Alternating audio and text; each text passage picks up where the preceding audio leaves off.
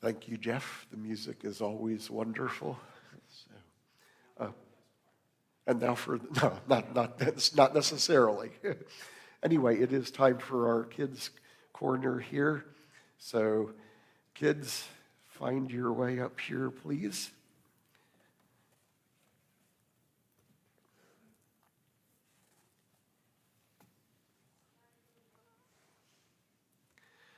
All right. So, got a question for you again, and it goes kind of like this. Are there classes or things at school that you have kind of a bad attitude about because you think that, I don't like this, or I don't need this, or it's hard to understand, or who can spell Mississippi anyway, or something like that? What's that? I mean, I think we all kind of have these, right? And a number of years ago, we had a kid, one of your older brothers, pulled this one. We were actually out shopping at Walmart one time, and the whole time I was there, Casey was grumbling about his math class. I don't know why we need to learn this. I never see you using any of this. So finally, I said, well, what are you learning in there? And he said, percentages. I said, oh my gosh, you got to be kidding me. I use them every day. He said, no, you don't. I never see you use that stuff. But the point here is, our attitude about it really matters, right?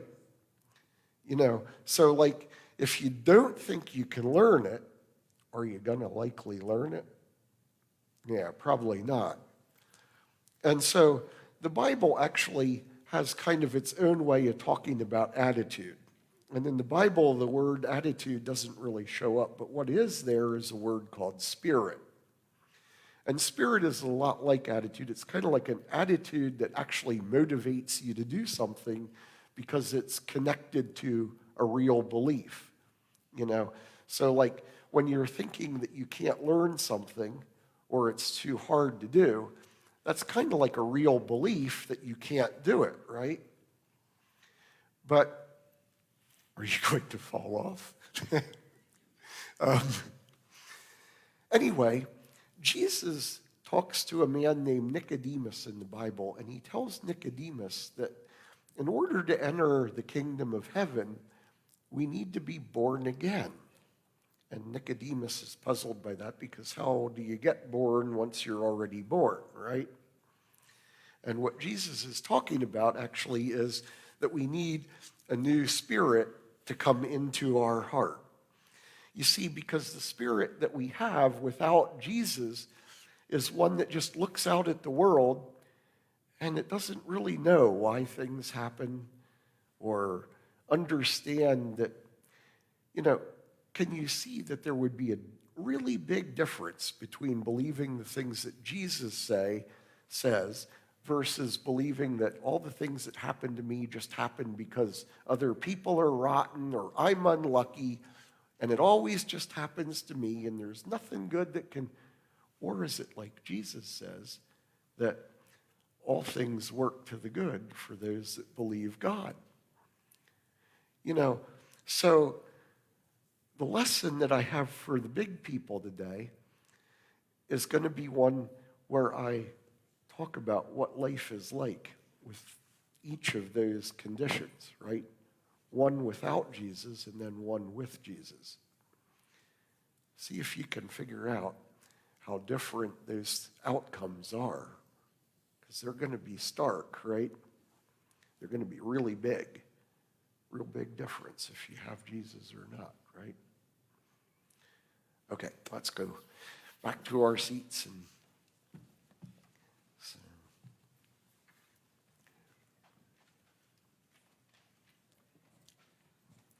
thank you for joining us today, Miguel. So may the words of my mouth and the meditations of my heart be accepting in your sight, O Lord, my strength and my Redeemer.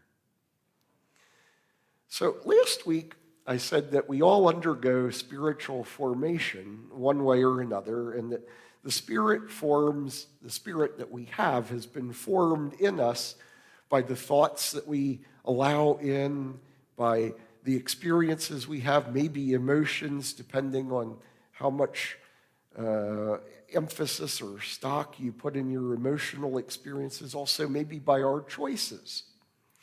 So we've all got a spirit in us that's actually been formed. It's an attitude of the heart that acts as kind of a control on our will. That is what the spirit is. But so you might ask, then if we already have one, and even kids, you've already begun to develop and have one to some extent. If we already have one, why do we need to transform it? Why does it need to be changed? You know, and there are a lot of people that kind of bop through life with the idea that, well, if it ain't broke, don't fix it. And that's a fair enough assessment, but how do you know if it's broken? And that's what I want to talk about today. You see, when life gets hard, and life is going to get hard, and it will for all of us, what do we do with that? Do we stand and say, why is this happening to me? Or do we use that as an opportunity for greater growth and say that in the end, this is going to be worth it, not because it's even just going to do something for me personally, but it's going to be worth it because of the effect that it'll ultimately have even on other people.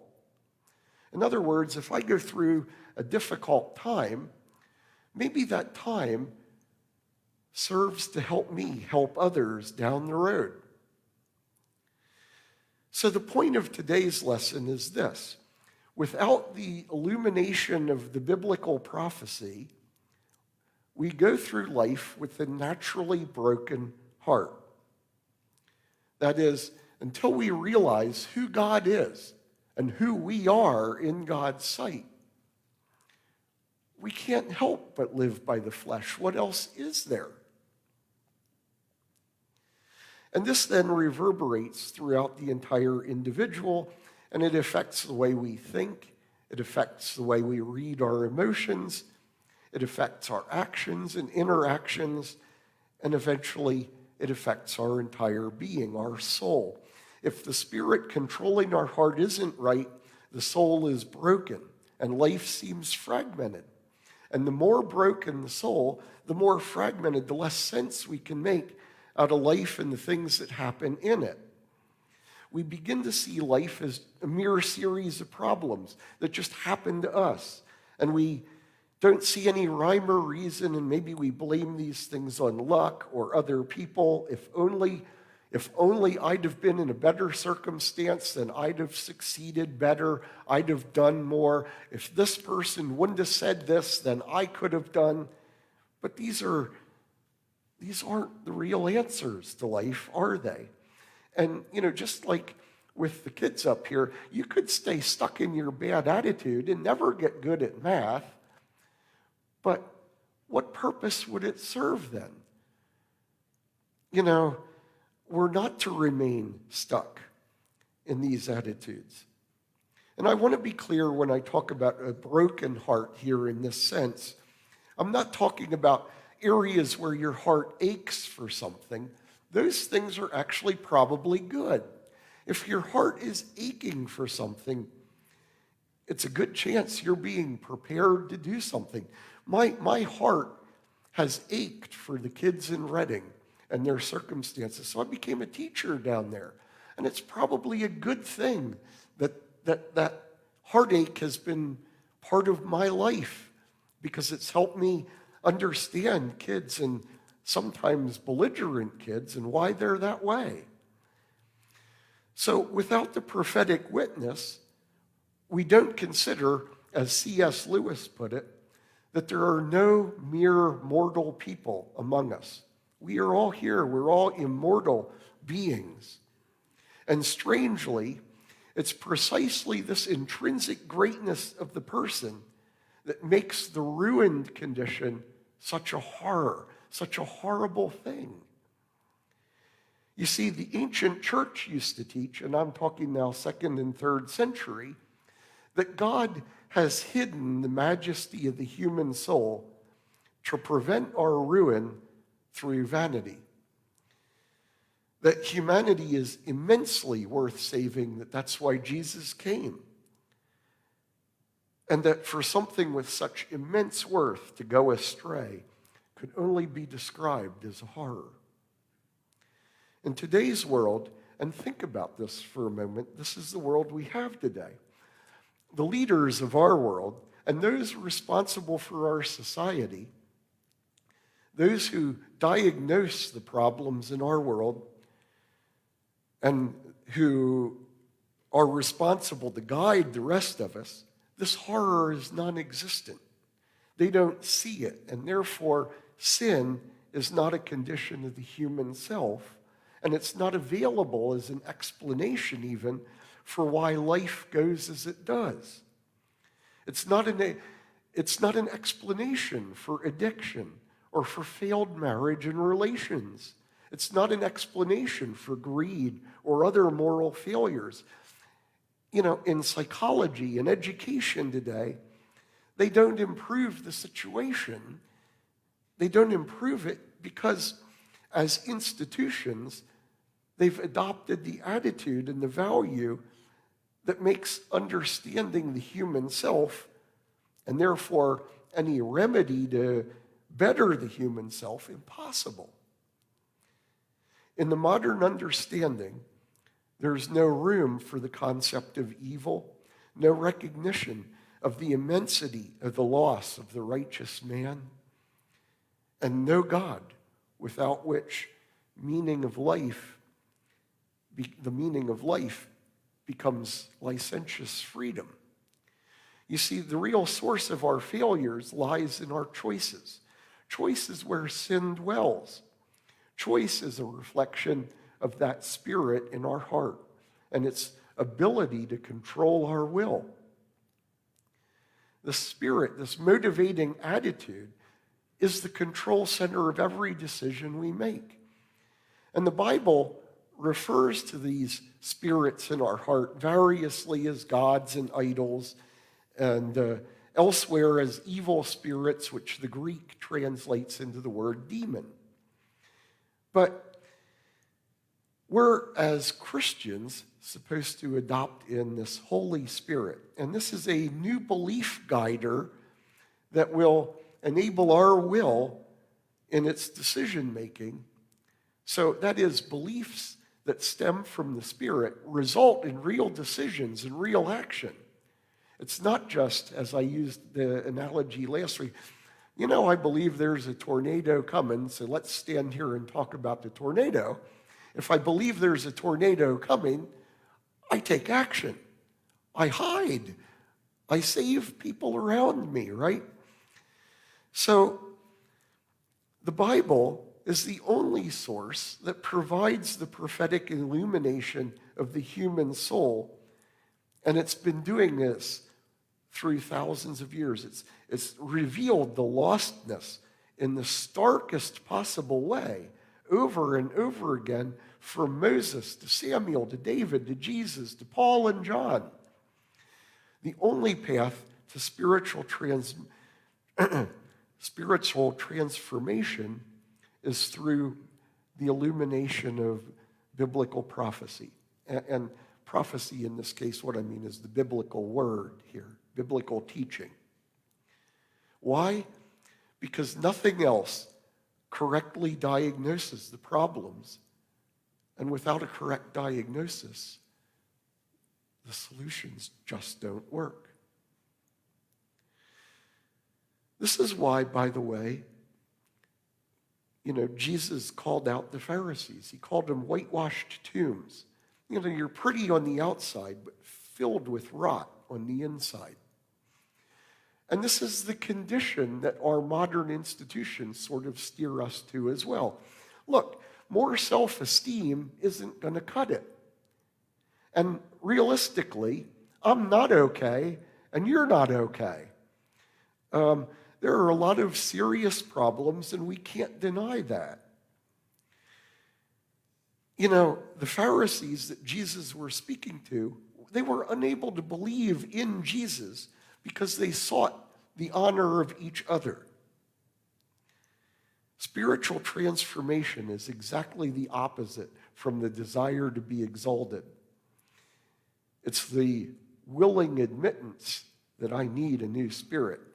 Yet, in its process, interestingly and strangely, spiritual transformation will lift us higher than we could ever imagine going through human praise.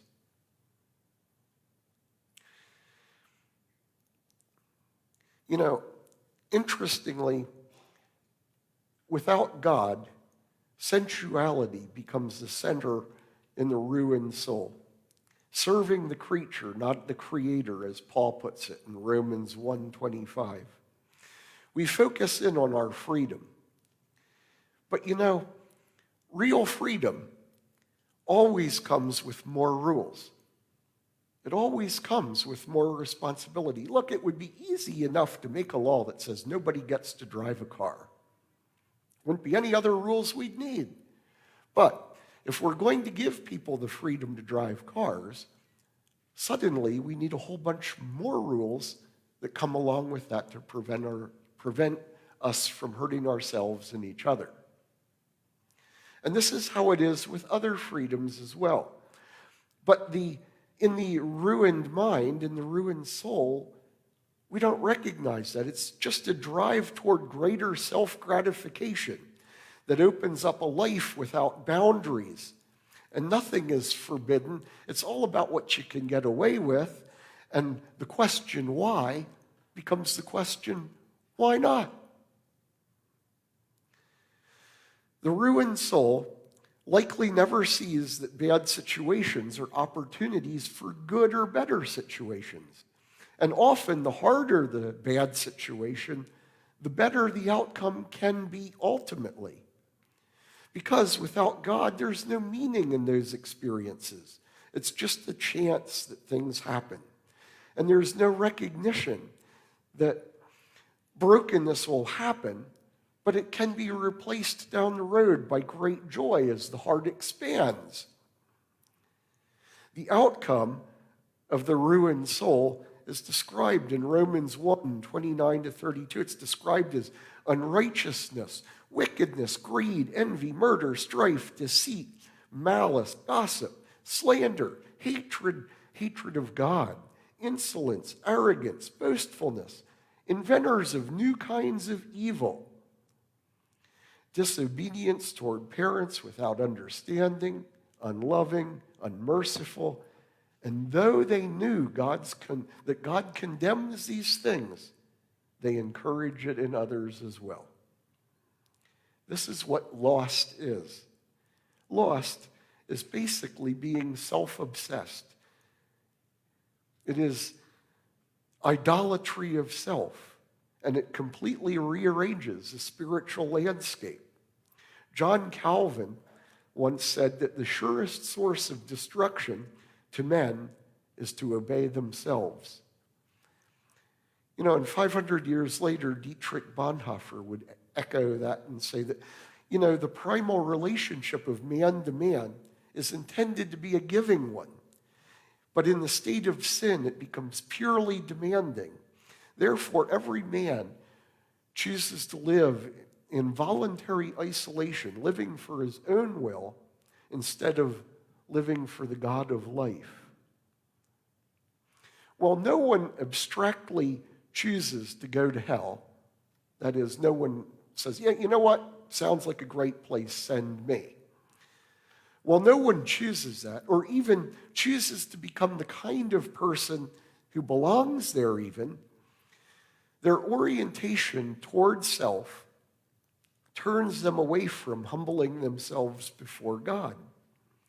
And then rather than entering kingdom living now, the kingdom is at hand. We can walk right in. Rather than entering that now, they remain outside of it. In hell, basically. But there are stark differences. You know, what do we get with that new heart? Well, we find peace, Philippians 4:7. The peace of God, which transforms all understanding, will guard your hearts and minds in Christ Jesus. We find that we're strong enough to handle crises. Psalm 3:26, my flesh and my heart fail, but God is the strength of my heart and my portion forever. We begin to place our values in the right things and in the right people.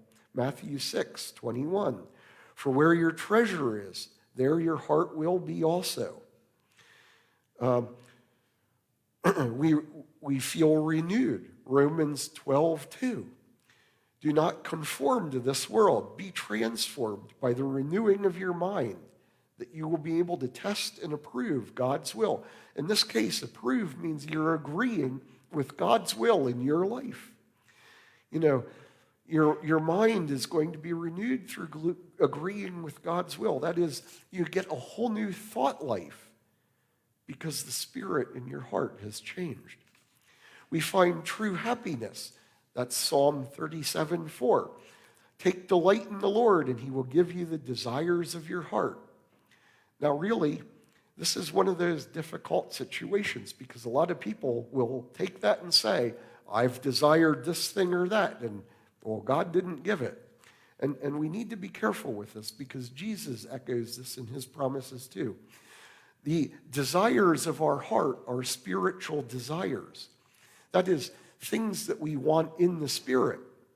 They're not physical things that we want. I want a spirit that is more loving and more compliant to God.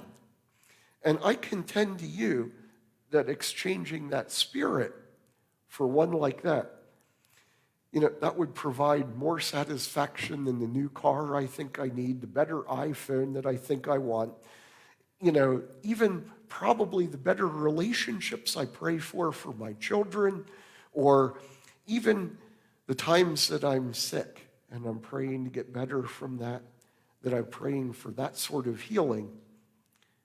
The spiritual healing is where I think it's at. We're rescued from pain. Psalm 34:18. The Lord is close to the brokenhearted and saves those crushed in the spirit. Or how about this? We experience real love. Romans 5:8.